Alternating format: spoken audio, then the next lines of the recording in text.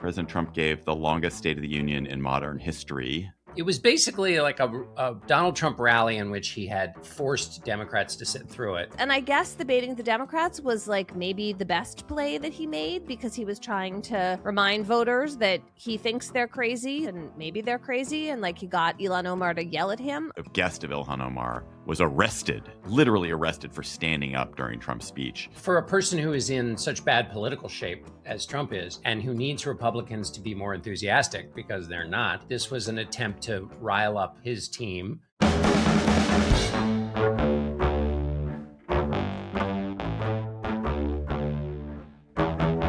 Hello and welcome to the Slate Political Gabfest for February 26th, 2026. The State of the Union is Endless edition. I am David Plotz of CityCast. I'm here in Washington, D.C. I'm joined from New York City, where she's taking a restful vacation from her home in New Haven, where it's too bustling and busy. Emily Bazelon of the New York Times Magazine and Yale University Law School. Hello, Emily. Hello. Quiet week in the country for you. It is true that there's less snow here. Then from New York City, John Dickerson. On March 7th at the Athenaeum Ballroom, John will be giving the first public performance of his epic poem about Samuel J. Tilden, titled quite boldly, John. I love the title, J. John gave me permission to read the first few lines of it. Sing, O Republic, of Samuel J. Tilden, reformer stern and resolute, who rose from New York's thundering streets to challenge power's gilded root. With ledger law and iron, he faced corruption's brazen throne and sought to claim the people's trust as fraught election winds were blown. Wait, it's great, what? John. Did you write that? What do you think? Have you heard of generative AI? Oh, okay. Okay, fine. I'm just making sure you didn't steal from a real poet. I also asked, because John, I know, has a more modern sensibility. And so a more modern epic poem. Samuel J. Tilden wasn't fireworks. He was a slow burn, a man with receipts in an age of smoke, counting votes like they were promises, standing in the static of a country that couldn't quite decide. Which one did you write, John? Which one do you think? Well, one is an earlier version of my work. And then as I became a more mature poet, I wrote the first one you read. And I also started really at first in etchings. You know what, David, when you do all of this great work of your imagination, it creates things. So a listener created an advertisement for 1600 energy drink and sent it to me. And it's Feel the Van Buren? Yeah, Feel the Van Buren. And his name is Matt, and I don't know Matt's last name, but anyway, the possibilities are endless because you could do Fillmore Alert, Nixon tiredness. It goes on and on. Anyway, hi guys. All right. This week on the Gabfest, Trump's belligerent and braggadocious State of the Union. Then the Supreme Court's tariff rebuke. Is it an important ruling? Is it a good ruling? Will it stop the president from tariffing the world? Then the Defense Department's threat to blackball Anthropic for not permitting the Pentagon to use its AI however it wants to. Plus, we'll have cocktail chatter. Unsurprisingly, surprising no one, President Trump gave the longest State of the Union in modern history this week. An hour and 48 minutes of jingoism and sliming of Democrats and showiness and, congratulating people. John, what were the main themes of the speech, and in what ways was it effective or ineffective in your view? The main theme was America's great. It's winning. We're in a golden era. I created the greatest turnaround in American history. And I mean, people who may not have listened to the speech might think I'm kidding. I'm not. And it was also a genuine celebration of American heroes in combat, which was wonderful, both recent and also World War II, and then an effort to bait Democrats, shame them. It was basically like a Donald Trump rally in which he had, forced Democrats to sit through it. And that's, for a person who is in such bad political shape as Trump is, and who needs Republicans to be more enthusiastic because they're not, This was an attempt to rile up his team. I don't know whether that will work. There's lots in there for his team to applaud. But his main problem is the thing he was elected to do, which was to address high prices. The majority of Americans think he has not done. To the extent that he has got a signature economic plan, it's tariffs, and they think that both that is a bad idea and it's made things worse. And particularly with respect to the things he said about the economy, he was only a couple of minutes in before he started lying about verifiably obvious things: inflation, growth, etc. Just totally lying about the way they were and the way they are. So the reason, he does that a lot, but on the economy, everybody has a fact check in their wallet. And so it'll be quite difficult for him to turn around the perception people have, particularly when his only real answer to people's economic concerns is basically, you're wrong, which has not been successful in the past. Didn't Biden say everything was great economically when people didn't feel like it was? I feel like that part of the speech felt like a rerun. No, he didn't say we're in a golden era. We've created the greatest turnaround in American history, which, FDR would like to have a word. What Biden said is things are getting better. He did the glass half full, but he didn't say I've got a case full of glasses that are totally full, which is, I think, an important distinction. We know with presidents always obviously talk about how things are doing well, getting better. They cherry pick numbers. All of that stuff is familiar. What Trump does, which is new, is assert things for which there is contrary evidence in such numbers and over such and despite fact checking.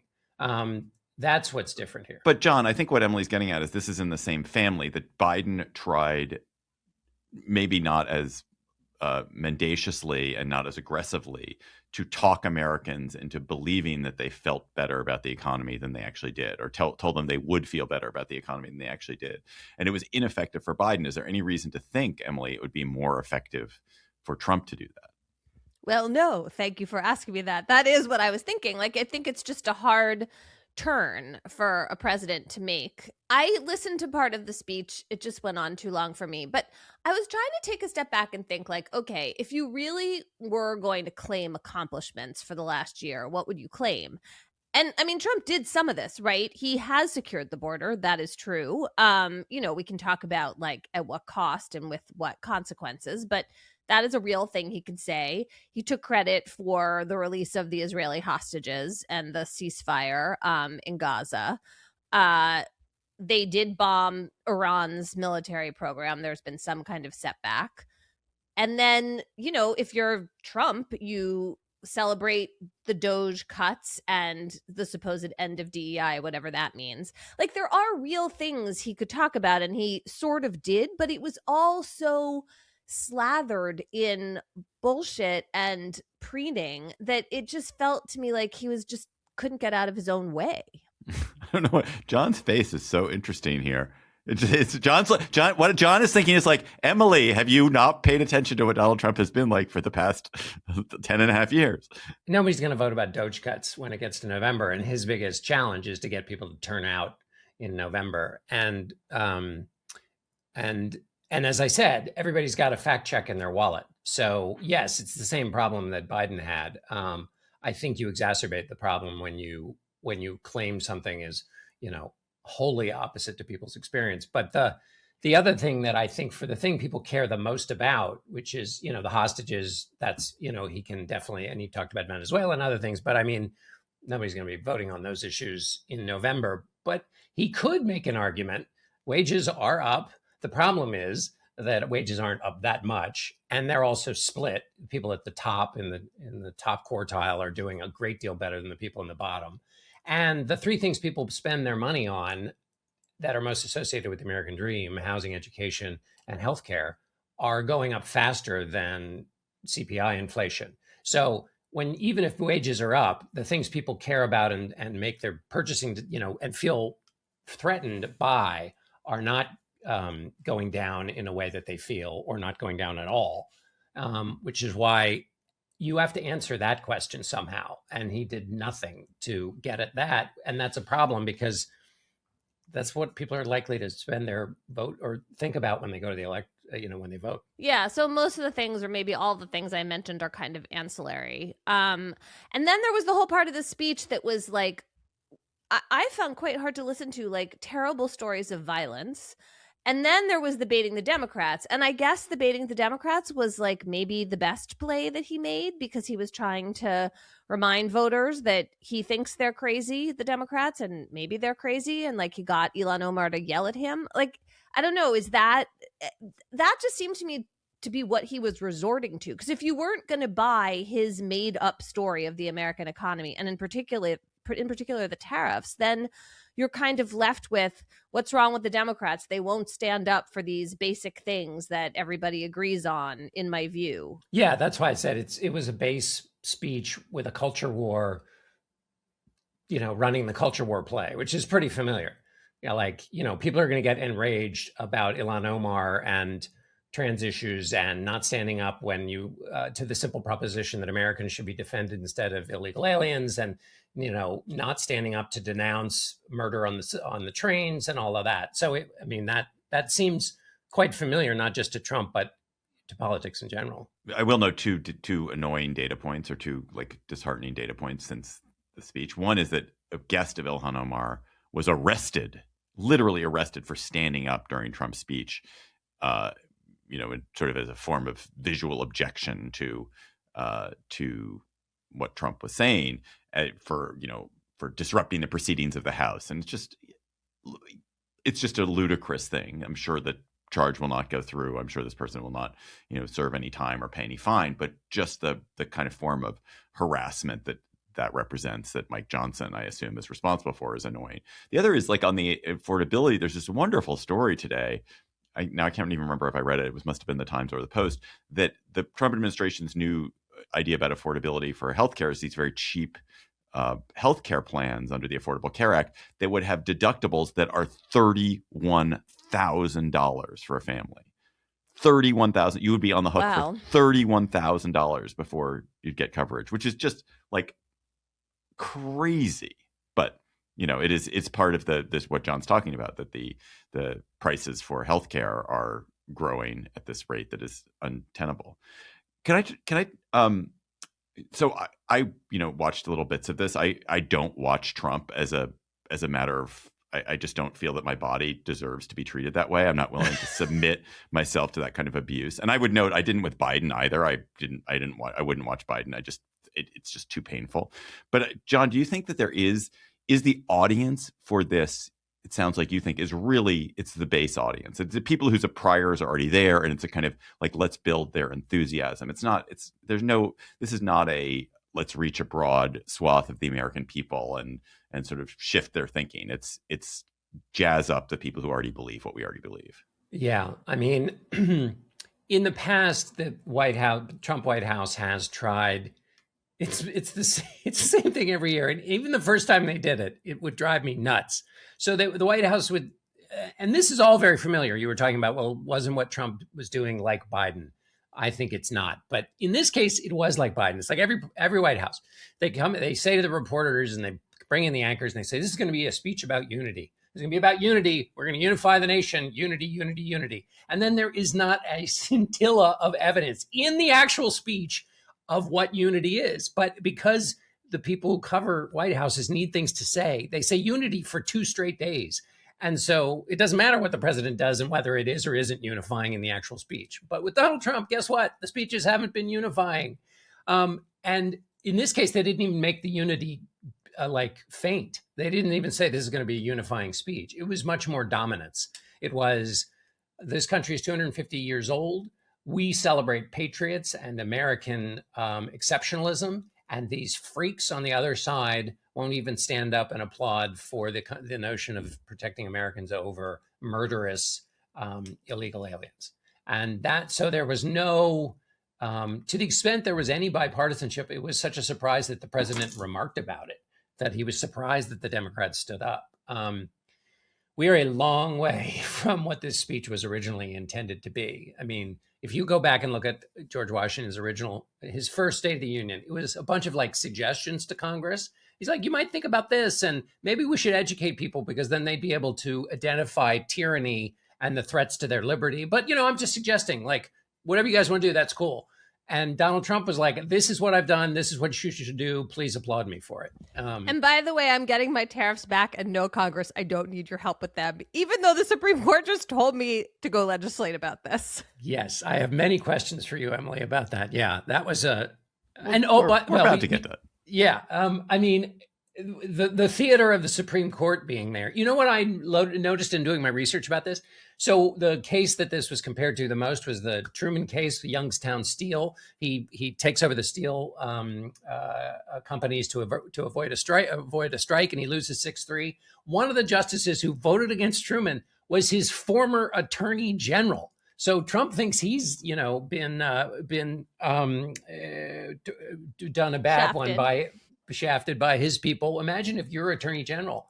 I mean, imagine if Pam Bondi were on the Supreme Court. My guess is she might vote with the minority. I wonder, we've talked a little bit in recent weeks about the Trump aggrandizement, which knows no bounds. Like as much as he can aggrandize, he will aggrandize. And here's another example where he uses this national TV spectacle to aggrandize himself in grotesque ways and goes on and on and on and on and on and on and on about it.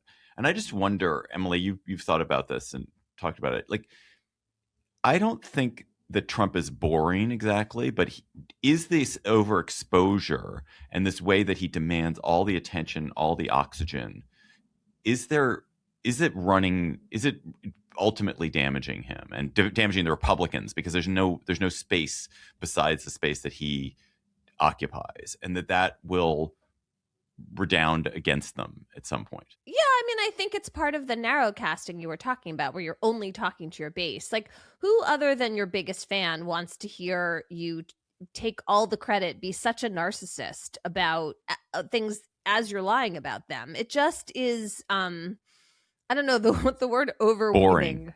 Yeah, boring, but also just the megalomaniac part of it is so prominent right now. I don't know. I mean, who finds that appealing? I mean, obviously some people do. They're huge fans of his, but I think you really have to be dialed in to want to hear a lot of that. I think you're exactly right. The Supreme Court, with, I don't know, like 36 or 37 different concurrences and dissents and opinions, overruled most of President Trump's... Apparently you didn't want to read every of the 170 pages that they Is that how many pages it added up? That's how many pages it was, yeah. Wow. I'm a big fan of the Gorsuch concurrence, but we'll get to that in a minute. Yes, that was 46 pages. They overruled most of Trump's tariffs this week, the IEEPA tariffs. IEEPA! This was not a surprising decision, but I think a lot of people who've been concerned about Trump's power grabs and who've been worried about the role of the Supreme Court found it a heartening one. So, Emily, what briefly, you hear that adverb, briefly. Don't listen to him. Were the grounds him. Give us everything you got. For overturning the IEEPA tariffs, and what were some of the sort of interesting side debates that sprung out of that?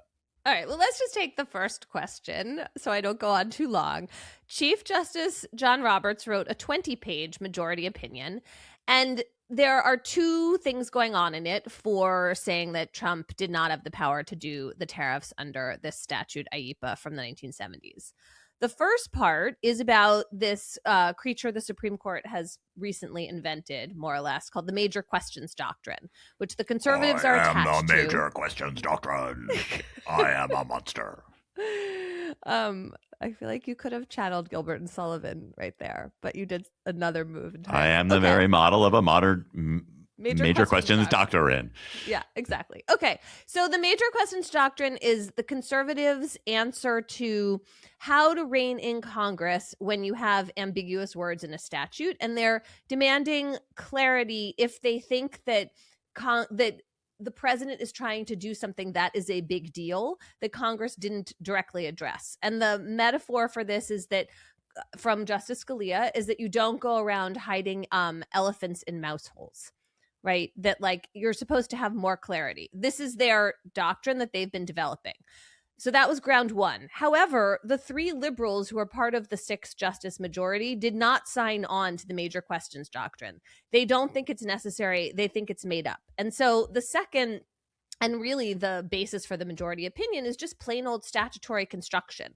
We're just going to look at the words in the statute. Yes, they include the words regulation and import, but we don't think that that means the power to tariff. And we're going to look at that in context against the background of the statute and how it was enacted, and also crucially against the larger constitutional background, which is that Congress has the power to tax and spend. That is essential. And so then it follows that we want a real clear statement from Congress if they're going to delegate any of that power to the president in an emergency situation. And we don't see that here. So that's the basis of the majority opinion. Yeah, they're calling it the birthright power of Congress. He's like, this is the, the capo di tutti capi. This is the power of all the biggest powers that Congress has. And when they've abrogated any of that power to the executive, they've been very clear in their legislation. They've used the word tariff where necessary. That's not, as you pointed out, in AIPA. Also, didn't they? So, this is the main, and that's why I loved Gorsuch's concurrence, because he has that little paragraph in there where he's like, I know the supporters of the tariff policies are going to be disappointed, but you see, the Constitution gives the power to Congress because they're the closest to the people. Like, it was a little mini Schoolhouse Rock that he was doing in there. 100%. And we all, it was like all over social media, like this ode to, oh yes, legislating, it's messy, it takes a while, and that's how it goes. Just tell us a little bit more about what Gorsuch said, one of you. So Gorsuch is in the majority. He's one of the 3 conservatives, Roberts and Barrett, who are in the majority. But he decided to use this as an opportunity to basically take everybody else to the cleaners for being a hypocrite. So he goes after Justice Kagan in particular and the liberals in general, because they voted on the other side of these issues when Biden was in office. That's like a kind of crude way to put it, but there are these questions about Biden using ambiguous language in statutes to impose COVID restrictions, to forgive student loans, and the liberals said that Biden did have those powers, and this time voted against Trump. So Gorsuch shellacks them for that. I will just stop and note, Justice Kagan has a strong response to this, which is to basically say, I don't do the major questions doctrine. Don't accuse me for being a hypocrite about that, because I'm not doing it at all. What I'm doing is statutory construction, and I think those other laws were different. So then, in order to evaluate whether you think that holds up or not in this hypocrisy charge and countercharge, you have to really go in and read those statutes and decide what you think about whether Biden had those powers, even though this time Trump didn't. Then Gorsuch goes after the dissent, which is Justice Kavanaugh, but also Alito and Thomas. And they're arguing, yes, the major question doctrine applies, but first of all, we think that Congress did make a clear statement about giving these powers to the president. And basically underlying that is this very strong theory of executive power and a bigger presidency. And then they want to create an exception to the major questions doctrine for things that touch on foreign affairs, which some law professors had written about this in a plausible way, but nobody had ever done that before. So if the court had landed on that with a majority, I think that would have really freaked out a lot of people, right? Because it would have seemed super hacky to create this exception. I mean, also the idea that you can understand an exception, the United States is, there are missiles directed at the United States in that moment. And, the invasion of Canadian troops has come across the border into Minnesota, and Minnesotans are being rounded up by the tens of thousands. You can understand, in that moment, you would say there's an emergency. The president has to have total liberty to exercise because it has to be able to, but the gap between that sort of emergency and the sort of so-called foreign affairs emergency, that tariffing a bunch of goods that are coming in as part of perfectly peaceable trade at a time where nothing has fundamentally changed in the world economy or in world affairs, is crazy. That exercise, the idea that the exercise of emergency powers could be so broad and the president could have that much latitude, that seems very unsettling. During the war on terror period, people used to talk about the Jack Bauer. If there's a bomb on a train, then a president has to, act in emergency. But here they claimed it was for foreign policy negotiating and leverage with countries like China. It was the tariffs were necessary to onshore more American manufacturing. It was necessary to balance the budget. I mean, they claimed a whole host of different things. And Emily, didn't they get into difficulty? Right. Drug interdiction, fighting drugs. Although that seems, that's at least in the plausible category. Like, as a revenue raiser, didn't they explicitly argue in front of the court that it was not being used for revenue? Meanwhile, the president is out there saying that it's going to be used so much for revenue, it's going to get rid of the income tax, which $195 billion came in tariff. Income tax brings in about $2.75 trillion. So that's cockamamie. And you've also got the Secretary of the Treasury saying, no, here's how it's going to work. The tariffs are going to be high at first, but then all these manufacturing operations are going to come back to the United States. The tariffs will lower, but we'll make up the difference with all this income tax and corporate tax that we're going to take in, which you can't take in if you get rid of the income tax, as the president says. I guess what I would say about this is, to me, the headline of this decision is that the court stood up to the president about something the president cares extremely deeply about and has been very vivid in expressing. And that's a big deal. Like, that's co-equal branch, put on your big boy pants time. So good for them. And, in some ways, when I was reading the Kavanaugh dissent, he makes some points. He doesn't have no law on his side, right? There was a path toward just siding with Trump. And 3 conservative justices, including 2 who Trump appointed, did not take it. So that seems important to me, just as like a statement of where we are with the separation of powers. I kept thinking about that expression from the 70s, your lack of planning is not my emergency, because Trump kept saying, if you reverse these tariffs, we're going to have to pay back these $179 billion in tariffs. Now, of course, the administration is saying they aren't going to have to pay them back. And we should talk about the politics of that briefly. But Kavanaugh sort of got into that and said, oh, this is going to create chaos. But like, there is an obligation, not in law, but like, presidents should not do things that are of such magnitude and so risky and where the stakes are so high when their legal theory is built on sand. Or is at least questionable. And so that was also brave of the court. I don't know if that's the right word, but to basically stand up for the underlying structure and principles and not worry about the consequences. And that's also, I think, a kind of arm of the emergency question, which is Trump's view on everything is, if it's an emergency, I can do it and like, damn the consequences. And like, that's, when you invoke emergency over and over again, like, you do have to bear the consequences if it's not an emergency. And if it doesn't, John, I can't even speak because you're so excited to jump in. So jump in. No, you're so great. Well, that's, of course, one of the things that Roberts relied on, too, which is that the founders said, you know what? Emergencies are going to breed emergencies, and executives, to get things done, are just going to claim emergency.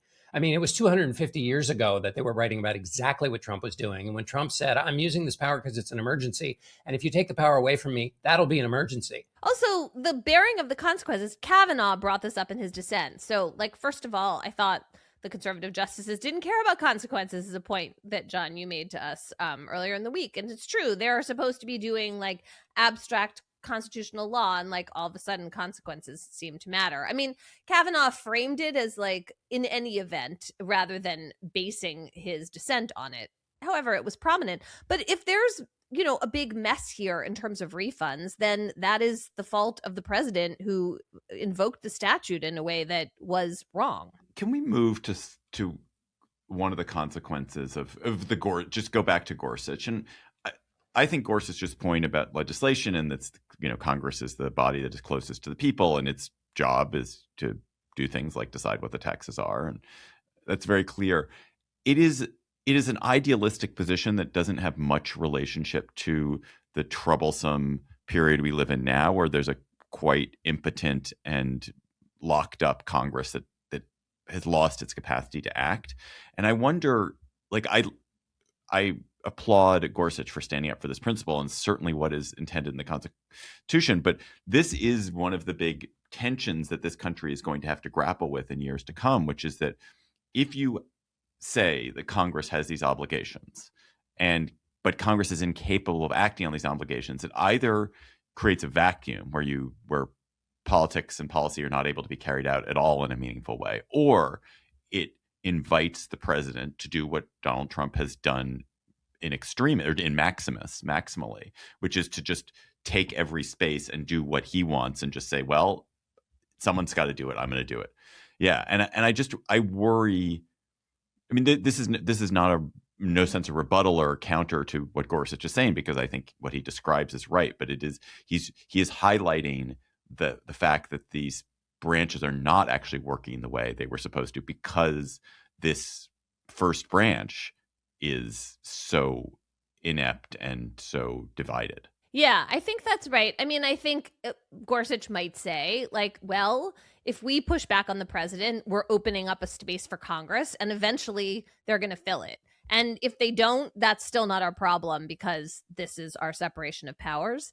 I do think, though, there's another part of this. So one of the conservative responses to this opinion was to really celebrate what you're talking about, and even to claim that the court is creating a weaker presidency, which I find to be, I don't know how that possibly can make that claim in light of the immunity decision from a year and a half ago that gave Trump so much power. Plus, they are about to say that he can fire all the heads of independent, semi-independent federal agencies, except for the Fed, right? And so I struggle with understanding all of that.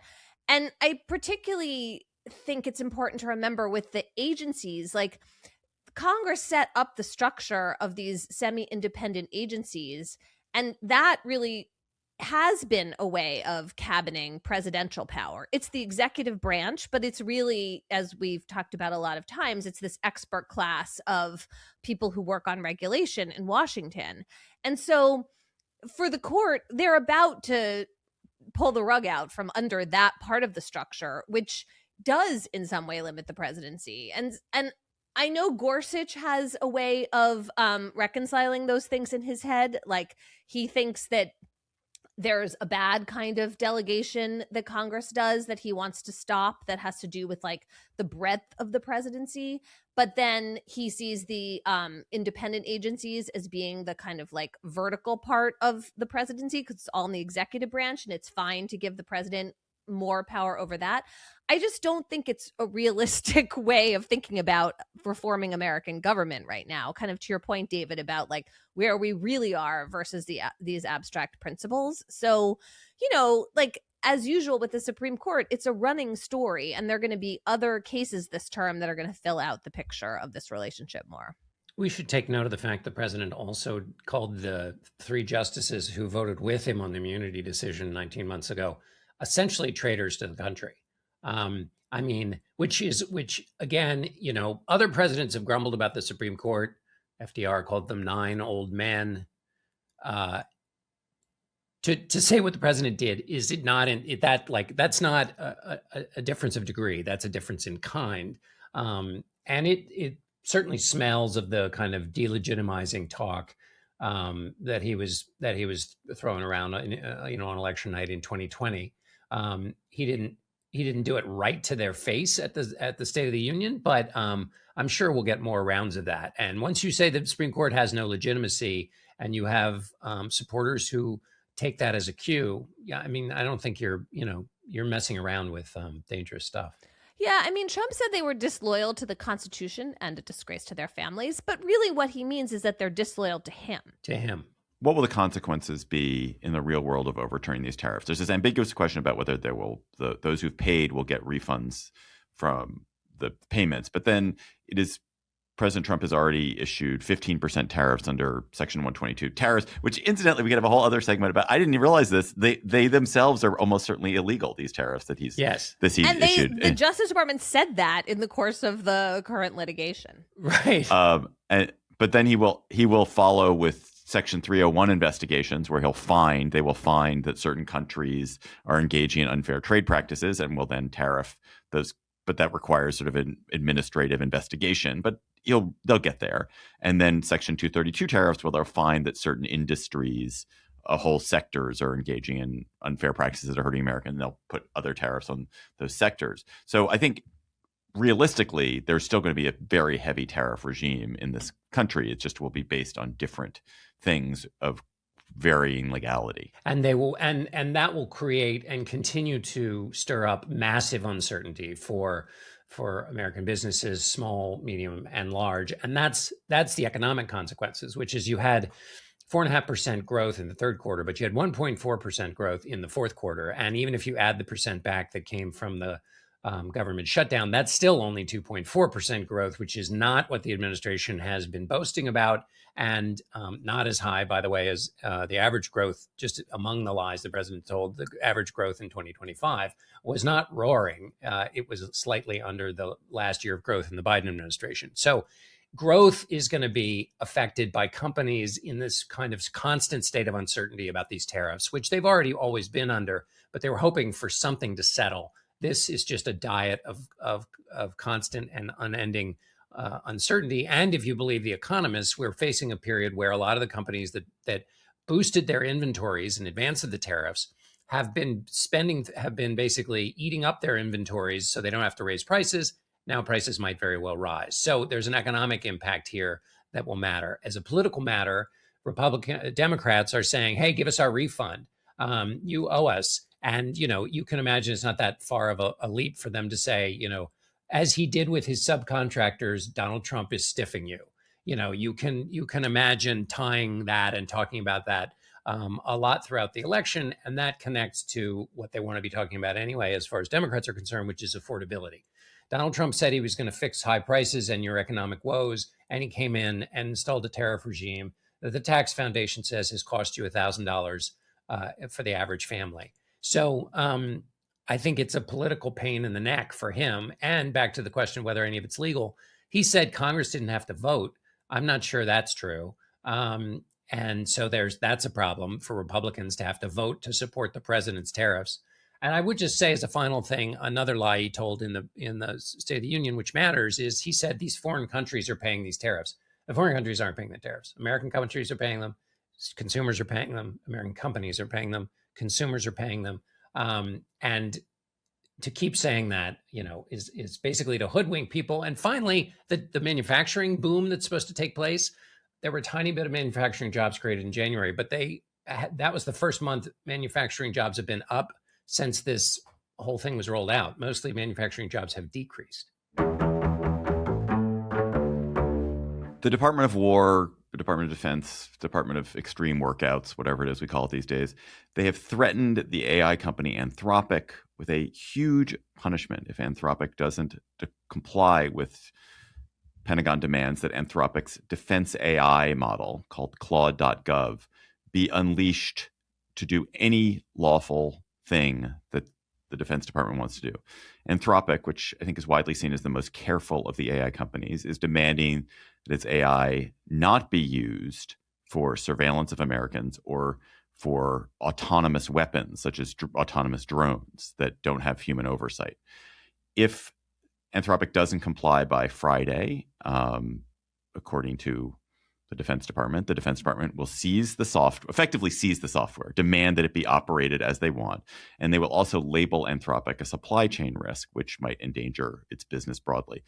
The other major AI companies that are trying to do work with the Pentagon, Grok, OpenAI, Google, Gemini, have signed agreements that would allow the Department of Defense to use their models for any purpose, but Claude, which has not signed this agreement, is more important because Claude is already integrated into the Department of Defense systems that are classified, that Palantir, they're integrated into Palantir's classified defense systems.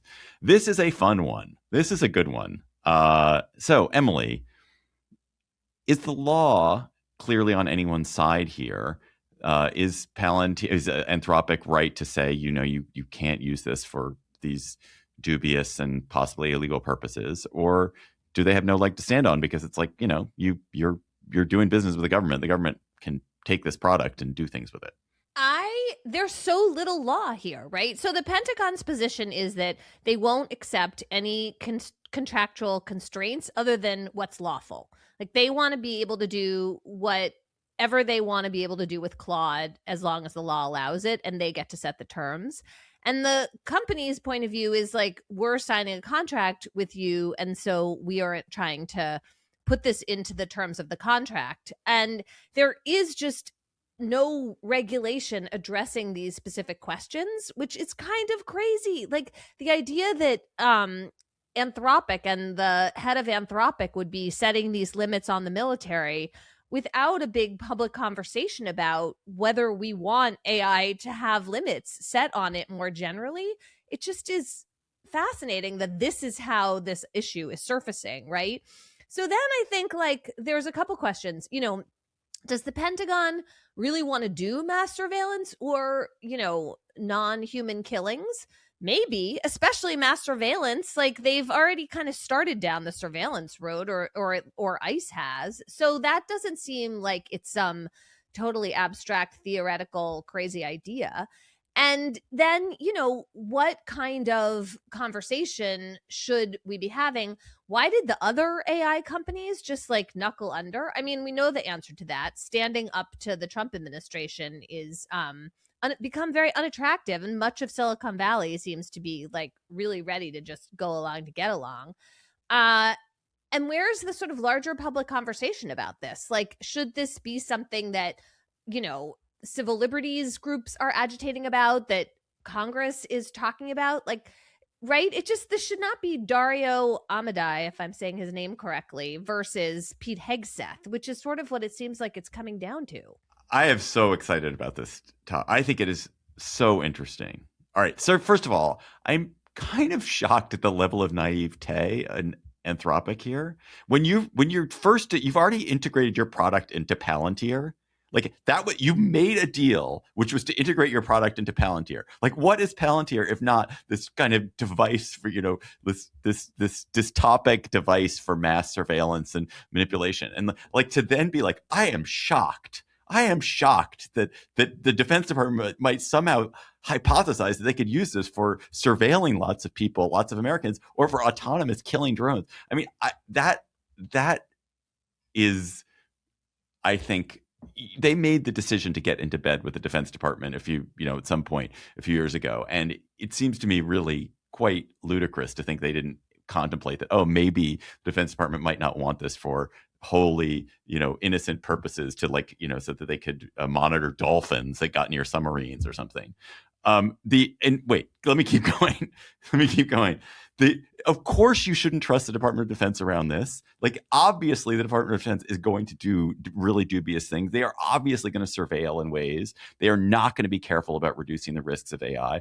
If you remember the Terminator movies begin because this Department of Defense AI system, Skynet, becomes autonomous, and that will probably come true also. Palantir is, this horse is so far out of the barn. They got in. They rode the horse out of the barn to begin with by getting in the Defense Department. And I just feel like the Pentagon is perfectly. I don't think the punishment they're proposing, I don't think the public way this is unfolding is good for anybody. But it does not at all seem to me unreasonable for the Pentagon to be like, of course we're going to use this how we're going to use it for any lawful purpose. That's what our job is. Like there are, Congress has oversight over what we do, and the president, has oversight over what we do. But our job is to figure out the most effective ways to fight wars. And this is obviously the most important new technology, and we've got to learn how to use it. And so get with the program, guys. What makes this different than perhaps in that, because of course I'm ignorant of all the technological developments that the Pentagon has used before, but it seems to me what makes this different is that artificial intelligence is so on the edge of discovery that Congress is never going to catch up. And Congress, especially not in its shambolic state, is going to be in a position to provide the kind of oversight that the Defense Department relies on when it says, our job is to fight wars and we are constrained by the laws of the country. Yeah. And so we are in an odd place here because if there's ever going to be not very much congressional oversight, either from incompetence or just it's hard to keep up with all of the developments. Secondly, AI is doing things that even the people who make AI don't know exactly which way it's going. I mean, because it's iterative based on and can create things that surprise its authors. And in fact, Anthropic, when they publish all the research that they do, often publishes things that have surprised it that AI does. And they do that in keeping with what you said, David, which is their more, publicly stated, ethically minded approach to AI, which is to say, here's how dangerous it could be. Even our own product, which arguably hurts our bottom line by saying how dangerous it could get, but let's all rally around and come up with some standards so this doesn't, knock us over. And I think that's their theory was, yes, we'll get in bed with the Pentagon, but we will never give them anything that we think can go overboard. And now the Pentagon is saying that's not your decision. And I think Anthropic as a private company is okay to say, well, yes, it is our decision. But then the Pentagon says, all right, well, then we're locking you out of your, and so now it's a moment for Anthropic to decide what they really believe in. What I find fascinating, and I'll try and make it short, is that Anthropic has this parallel argument, which is we're changing our standards because our belief that we should be on the cutting edge of risk management can only happen if we are on the cutting edge of discovery. In other words, we only will know what's truly dangerous if we're right there along with all of our competitors, which is both a plausible argument and it would also be the best possible argument you could make for why you want to drop your standards and stay in the hunt because you want to compete economically with your competitors. And now, John, you're talking about the separate move that Anthropic made this week to drop this safety pledge it had made earlier, where they said, like, if we aren't sure that we can do this safely, we're not going to keep developing. Now they're saying, well, nobody else in this world signed on to this pledge, and we think it's more important for us to, like you said, stay in the hunt. I mean, the justification they gave is like, we think it's riskier for the world if we don't keep developing because these other companies are worse. So there's like these two kind of contradictory things happening this week, which is on the one hand, they're standing up to the Pentagon and trying to prevent their Claude from being used in a way that they think could really be dangerous. And on the other hand, they're changing their stance on the safety principle, which may or may not be justified. Excellently managed. Yes. Perfectly done. It also feels like what they said at the Wuhan lab. Right. Well, right. It doesn't mean it's never true, but it does always have that, like, really, are you sure this isn't just totally in your self-interest? Can I say one thing about, it seems like they don't want Claude being used for non-human firing weapons because they think that will kill people by mistake. Like, this is part of not really being able to necessarily control the AI and what actually happens, and this whole thing of how the AI is now improving itself, right, and working on itself in ways that humans may or may not fully control and grasp. Yes, but I think it's fairly obvious from the experience of Ukraine that future warfare is going to involve huge amounts of drones killing people and acting in spooky and increasingly autonomous ways. Like, that is obvious. It's also pretty clear that China is investing enormously in this similar technology. China, which is our biggest geopolitical competitor, is investing enormously in it. And the United States, if I were at the Pentagon, I would feel like we have an absolute moral obligation to the citizens of this country to stay at the tip-top cutting edge of this, because this is going to be an increasingly dangerous world. And if we want our citizens to live free and we want our soldiers to be able to fight as safely as possible, we have to be at the head of this. And we can't be constrained by the moral concerns of these pointy heads at Anthropic Labs. And I'm sure it's those people who lived through what happened with nuclear weapons in the 40s, 50s, and 60s have a lot of relevant things to say about that similar experience, where you had this idea of a peaceful technology, a technology that could be used for harnessing power in interesting ways, and it is rapidly converted into this incredibly humanity-threatening weapon. Like, that they went through the same set of arguments. And they lost because we built the nukes. Nuclear weapons were under the controls of states and governments, and these potential weapons or tools are not, which is like a huge difference. I mean, the other thing that gets me, I don't know what to do about it. Well, they're not, but they are, because Anthropic made a deal with Congress. Well, they made a deal with the Pentagon. No. They've signed a $200 million contract with the Pentagon. That doesn't mean, but then they tried to make it conditional. Like, I don't agree with you that once they got into this contract with the Pentagon, like all bets were off and they couldn't try to limit it in any way. It seems to me like they can try. I don't know if they're going to succeed or not, but I sort of appreciate the trying. If nothing else, at least we're having a conversation about all of this, which otherwise, the race with China argument, like it's so potent, but then it also excuses absolutely everything.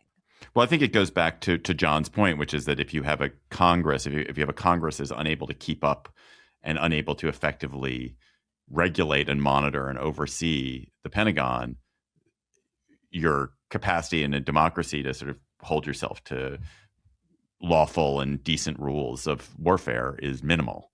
And that's a problem. Right. I mean, also, the main federal effort to legislate about AI so far has been to try to stop the states from setting any kind of safety regulations, right?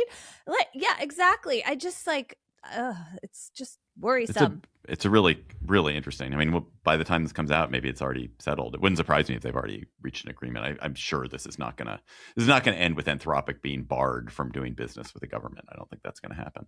Did I ever tell you guys? This is just a weird tangent, but I started thinking about this as I was reading about it. So the fundamental issue in this case is if you are doing work for the Pentagon, if you're doing work in the service of the military, what is your corporate obligation, liability? Like where do you end as a private company and does the government begin?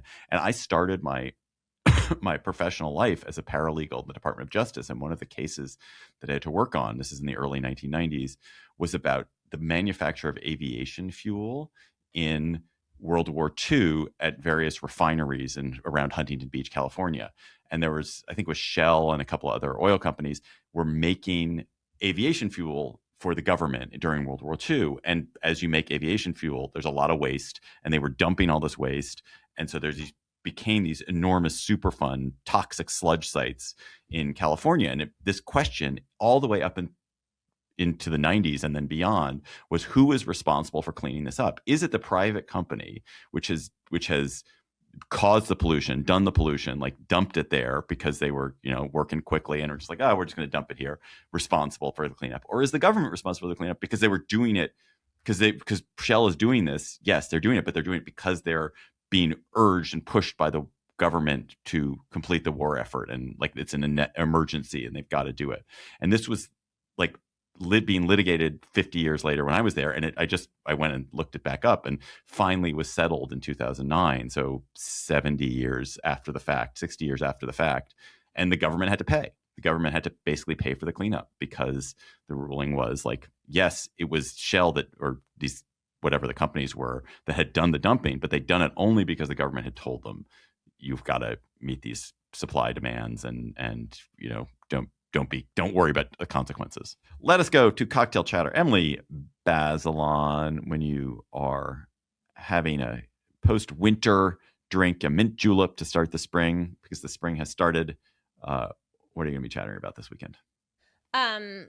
I saw another really good movie. It was Just an Accident, which is this Iranian film directed by Jafar Pahani. So good. It's this crazy setup. Have you guys heard about this movie or seen this movie? So did you watch it intentionally or was it just an accident? I mean, okay, whenever I watch a movie with subtitles, it is so intentional. I really have to screw up my courage for that. This movie is so good. I mean, it's about this totally dark subject of someone, happens very quickly in the movie, someone thinking he has found his previous torturer and then trying to figure out what to do. And yet it's hilarious and charming and like just full of pathos throughout. I really deeply recommend this movie. Adding to the list. Yes, so good. And then I just have to note one thing. The Epstein files, the news this week that there are missing files related to serious accusations against President Trump. Like, what is going on here? I am very interested in this part of this story. So let's just all watch it going forward. I just felt like that was a big deal. We found out about this because like a very enterprising journalist did a lot of sleuthing and realized that the inventory for the files had noted that there were these interviews with the FBI from a woman who came forward, I think in 2019, to say that Trump had sexually abused her when she was a teenager I think in the 1980s. And the interviews themselves are missing, but the serial numbers for the other pages show like that there's really a significant chunk of pages here. Anyway, what is happening? Fascinating. John. Obviously didn't get a mention in the State of the Union.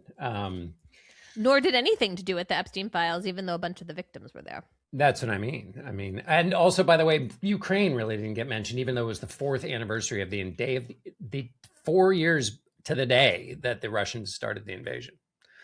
What's my chatter, you ask? I didn't, but yes. Yes. Okay. Well, I'm going to tell you. So two things. One, useful. One, you'll have to decide. The first thing that is super useful is this computer app, which runs on both a Mac and a PC, called Handy. And basically it allows you to, it's not text to speech, but it is speech to text.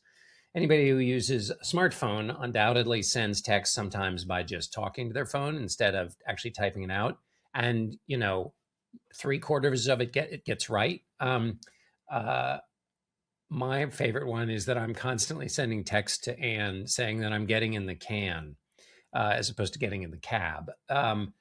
But that's not really, that's an autocorrect problem, not necessarily a translation problem. But anyway, Handy is super useful. Once I started using it, I just use it all the time. And the transcription ability is super, or the translation, I should say, is very, very accurate. So that's news you can use. Wait, that's just like the way I say, hey, Siri, text Emily, we're starting at 9:30 today. Exactly. So but somebody sends you an email. Ask Handy and it's just better? Yeah, you respond to the email and you're like, I'll be right down. I've just got to finish up a few things and, start dinner without me. That's a text or an email or both? That's an email or a text or even when you're like, sometimes when I'm writing, I'm like, also because I have like mild carpal tunnel, I'll just start talking and so once it's on your phone, it integrates into everything? You put it on your laptop. It's not on your phone. It's on your laptop. And it integrates everything. Any text box you have open, it'll do it. And I mean, maybe it's my own idiosyncratic way of behaving, which is, I realize, quite idiosyncratic. But I use it quite a lot. Basically, I hit Control and Spacebar, and that tells it to listen, and then it goes right into the text box. Anyway, give it a shot. I learned about it in Wired magazine. I should give them credit. They were very excited about it too. The other thing I did is in preparation for going on Stephen Colbert's broadcast. Then I had the State of the Union, for which I was very grateful and had a great time. I thought about like, what is the State of the Union when it comes to our economy? And that sent me down a huge rabbit hole, which I have put on my Substack, which is basically like a dashboard of the American economy and what's really happening, or what I think is really happening. It's very long and it's kind of dense, but people might be interested in it. Anyway, it's there for anybody who wants to read it. It's basically my homework. I don't think I talked about any of it on the broadcast, but since it is this, one of the key questions, I thought I'd try to figure it out. So anyway, all of that homework is now there for anybody to look at and pick apart if they would like to, or learn from it. My chatter, very basic. I just want to chatter about a TV show I watched this week unexpectedly and loved. And when you hear the name of it, you'll be like, well, you're like the 10 millionth. It's The Night of the Seven Kingdoms. So good. Yeah. HBO. It's the HBO sort of new incarnation of the Game of Thrones world. It's based on some shorter books that George R. R. Martin wrote about a hedge knight named Dunk, a gigantic young man who is like a kind of quasi knight trying to make his way in this chivalric world, and his young squire, a little boy named Egg. And I'm a moderate Game of Thrones fan. This is not really Game of Thronesy in that it's really, there's some violence in it, and it gets Targaryens with their white hair, and a little music plays at a few moments. It does get seriously violent in a couple of episodes, but it is beautiful. It's beautiful and funny, filled with just small details that are wonderful, and just like it's both sentimental and funny and just darling. And the two lead performances, Peter Claffey, who plays this gigantic knight, is an ex-Irish rugby player. He's wonderful. And this kid, Dexter Saul Ansel, who plays Egg, his squire, is amazing. 11-year-old boy, amazing. It's just genuinely a beautiful experience to watch. I love the word sentimental being used in connection with Game of Thrones, because in the previous one, like the level of sentiment was like, I mean, only if you're sentimental about keeping your blood inside your body. It was, I mean, so I love that that word can be applied. Have you finished it, Emily? Yeah, I want to ask you what you think about the last episode, but I don't want to do any spoilers. So not. Oh here. Yeah, don't spoil it, because let's not spoil. Because 3 years from now, I'm going to get on this. You liked Game of Thrones. I feel like we watched the finale with you or something. Oh yeah, no, I definitely liked Game of Thrones. I mean, liked is a weird word, but I'm definitely into that stuff. I'm going to be all over this. No, that's true. And I think you could not like Game of Thrones and like this. Yeah. I don't even like Game of Thrones that much, and I loved this. I mean, I'm up to date on Witcher, so like this is in my category. So I'm so grateful. Thank you. But to me, the closest analog actually was Normal People. That was the vibe I got. Huh. I think in having an enormous ex-rugby player at the heart of it, an ex-Irish rugby, but like there's the kind of sort of like the intimacy of that relationship was, I don't know why I thought of it. I think because it had an enormous ex-rugby player. Anyway, listeners, you've got chatters. Please keep them coming to us by emailing gabfest@slate.com. And this week's listener chatter is just for John. It's for Matt. From Matt, for John. Hey Gabfest, Matt Wagner here from beautiful Hell's Kitchen, New York, and a proud Gabfest listener for 10 plus years. This one's mainly for John because, hey, he's our resident pen enthusiast, and this chatter is about Staples. That's right, Staples. There's a TikTok creator who works there named Oblivion, handle @BLIVXX, who has somehow turned print services into appointment viewing. Full uniform, bejeweled nails, soft ASMR clicks, and then genuinely useful breakdowns of paperweight, gloss finishes, laminating, and the rest. It's deeply soothing and oddly informative. She also gives each printer a personality. One's a clean girl who loves oysters. Another is basically the villain in a workplace rom-com. I didn't know I needed printer lore, but here we are. What I love is the sincerity. We've been told print is dead, paper's over, everything is digital. Meanwhile, she's out here delivering, here's the tea on 10-point gloss like it's a State of the Union. It's making things feel tactile again. And Staples, wisely, is cheering her on in the comments instead of trying to brand speak their way into it, or out of it for that matter. The Staples girl is the moment, and honestly, give her a raise. Oh, charming. I'll go check it out. That also reminds me, I wanted to acknowledge Macon Phillips, who I met at a Jason Isbell show, as a fan of the Gabfest and you guys. So I send his regards. And Ryan, who I met on the C train, also a fan of the show. And so thanks to both of them for saying hi and for listening. And yay, listeners. We are not the only Slate podcast. We may be your favorite one. We might not even be your favorite one, but there are a lot of other good ones to listen to. And this week's Slate Money has Planet Money in book form. So the beloved NPR podcast, Planet Money, is a book. And the author of that book is an old colleague of mine, Alex Mayasi.